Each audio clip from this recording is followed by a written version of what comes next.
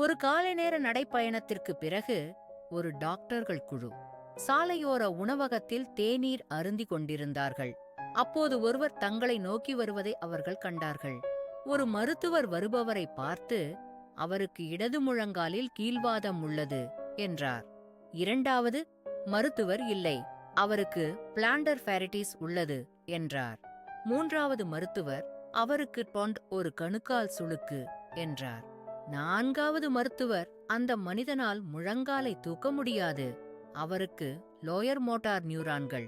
ஐந்தாவது மருத்துவர் அவருக்கான நோயறிதலை அறிவிப்பதற்கு முன்பு அந்த மனிதர் அந்த டாக்டர் குழுவிடம் வந்து, எனது ஒரு கால் செருப்பு அருந்துவிட்டது, அதை சரி செய்யக்கூடிய செருப்பு தைப்பவர் யாராவது இங்கு அருகில் இருக்கிறாரா என கேட்கிறார்.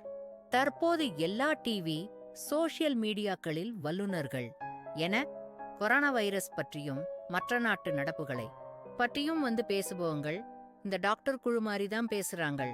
அதையும் கேட்டுக்கொண்டிருப்பது மக்களாகிய நமது விதி.